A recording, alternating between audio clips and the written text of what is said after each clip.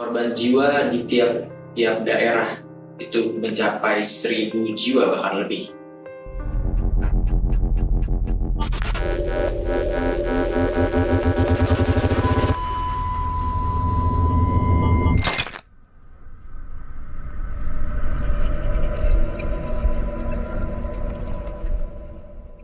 Halo guys, selamat datang di channel Zona Office.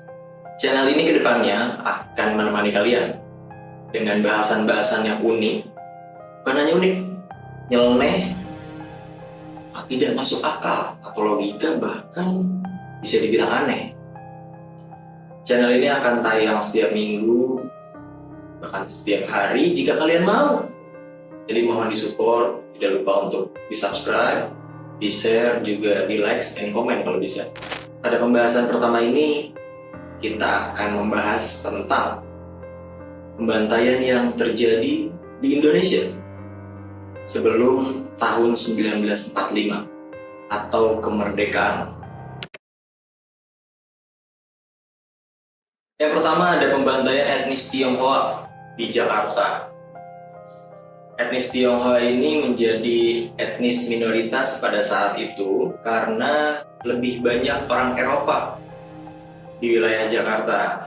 Etnis Tionghoa ini merasa didiskriminasi, tidak diperhatikan, bahkan sering tidak diperlakukan secara manusiawi oleh pemerintah setempat. Mereka mengira karena perbedaan ras yang ada pada mereka dengan pemerintah yang sedang berkuasa. Tepatnya pada tanggal 9 Oktober 1740, itu terjadi pembantaian untuk pertama kalinya. Para etnis Tionghoa mengemukakan amarahnya. Rumah-rumah, toko-toko, bahkan fasilitas umum sarana prasarana tidak luput dari amarah etnis Tionghoa. Mereka merusak, bahkan juga menjarah, tidak lepas dari orang-orang barat yang ada di sekitar situ, menjadi korban dari kemarahan warga Tionghoa tersebut. Namun, pemerintah pada saat itu yang sedang berkuasa, yaitu pemerintah Hindia Belanda atau kolonial Belanda, tidak tinggal diam. Mereka melakukan serangan balik terhadap etnis Tionghoa. Mereka membabi buta semua orang yang merupakan ras dari Tionghoa, tidak terkecuali mereka terlibat atau tidak dalam pertempuran tersebut atau pemberontakan tersebut. Pemerintah Hindia Belanda atau kolonial Belanda membabi buta semua ras yang pada saat itu ada ras etnis Tionghoa yang menjadi target. Targetnya dibunuh tanpa diadili. Juga yang masih hidup ditahan dan pula disiksa di tahanan. Sejarah ini merupakan sejarah yang amat kelam bagi sejarah Indonesia. Karena kita semua tahu saat ini Indonesia menjadi negara yang mengusung Bhinneka Tunggal Ika. Jadi kita tidak ada namanya perbedaan, hanya satu yaitu Pancasila dan UUD 45. Maka dari itu kita semua berhak untuk berbelasungkawa atas kejadian tersebut. Selanjutnya ada Perang Jawa atau perang yang terjadi di Pulau Jawa dilakukan oleh pemerintah kolonial Belanda terhadap orang-orang Jawa pada saat itu yang dipimpin oleh Pangeran Diponegoro. Perang ini terjadi selama 5 tahun kurang lebih dari 1825 sampai 1830 menurut sumber. Pada saat itu perang terjadi di 2 tempat. Yang pertama itu terjadi di Benteng Ngawi. Pada saat di Benteng Ngawi, pemerintah kolonial Belanda dipimpin oleh Mayor de Brauw untuk menghabisi masyarakat Jawa yang pada saat itu memberontak. Tentunya masyarakat Jawa sendiri mempunyai alasan kuat kenapa mereka melakukan pemberontakan. Pertama, mereka merasa tidak adil. Mereka merasa tidak diperhatikan oleh pemerintah pada saat itu. Maka muncullah wacana untuk pemberontakan dan pada akhirnya masyarakat dari pemerintah setempat ataupun kolonial Belanda itu melakukan penyerangan terhadap 2 tempat tersebut, Benteng Ngawi dan juga Banyumas.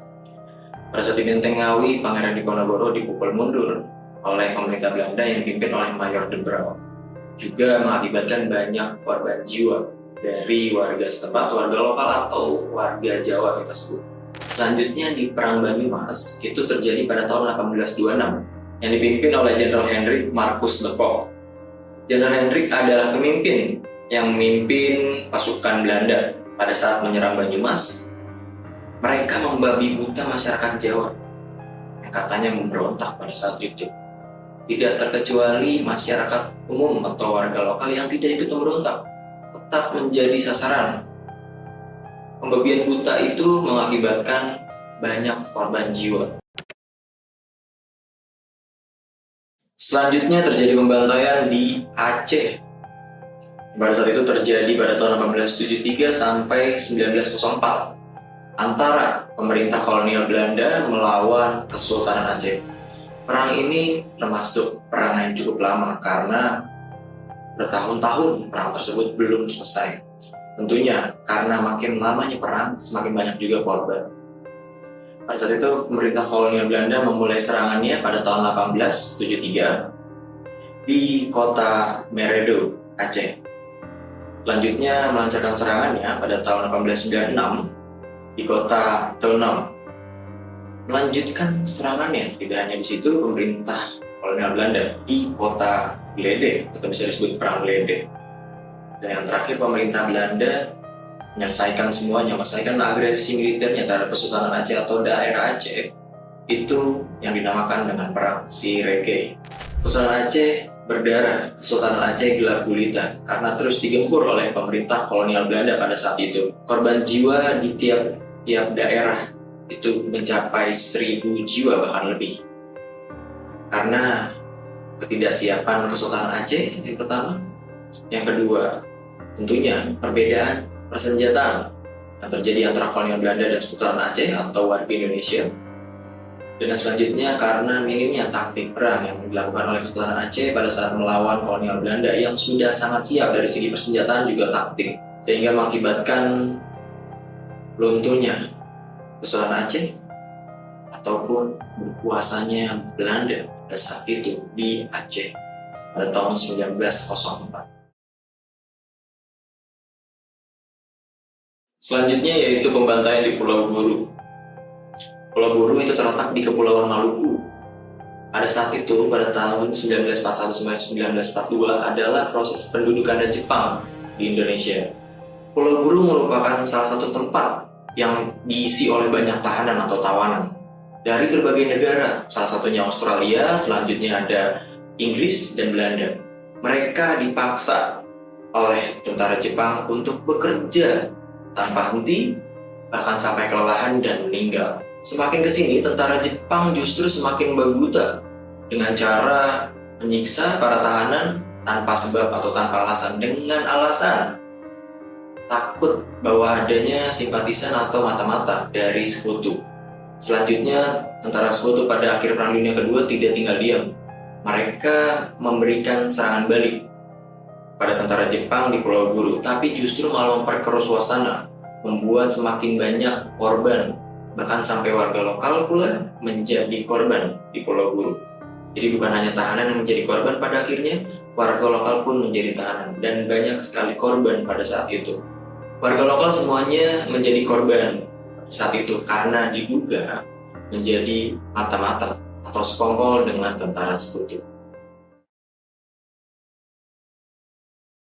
Selanjutnya ada pembantaian dari tentara Jepang terhadap warga Indonesia, terutama juga warga sekitar ataupun tentara sekutu yang pada saat itu menjadi tahanan. Hal itu terjadi pada tahun 1942 sampai 1945. Awalnya tentara Jepang berkedudukan di Indonesia. Mulailah tentara Jepang melakukan invasi besar-besaran terhadap warga yang ada di Indonesia tentunya, terutama pada daerah Sandakan yang ada di Borneo Utara, Palu di Sulawesi Tengah, Banjarmasin Kalimantan Selatan, dan Sumatera Utara. Tidak hanya itu, tapi juga berbagai kota dan daerah di Indonesia. Di kota-kota yang saya sebutkan tadi, Jepang melakukan pembantaian secara massal. Bukan hanya terhadap warga lokal, tapi juga terhadap tahanan-tahanan dari negara sekutu, yaitu Inggris dan Australia. Jepang melakukan pembantaian secara massal. Mereka tidak hanya membunuh, tapi mereka juga menyiksa para warga dan tahanan dengan cara memperkerjakan mereka dengan cara yang tidak manusiawi atau kita sebut romusa. Para warga dan tahanan tidak diberikan makan dan waktu istirahat. Tentara Jepang memang terkenal sadis, bahkan mereka tidak pandang bulu untuk membunuh siapapun, tidak terkecuali anak-anak dan wanita. Tentunya sejarah pembantaian tentara Jepang ini menjadi sejarah yang kelam bagi rakyat Indonesia karena mengakibatkan banyak sekali korban jiwa. Dibanding dengan penjajahan Belanda sebelumnya, penjajahan Jepang kali ini justru memakan lebih banyak korban. Tentara Jepang yang terkenal sangat sadis tentunya menjadi sebuah ingatan yang tidak akan lepas bagi seluruh rakyat Indonesia.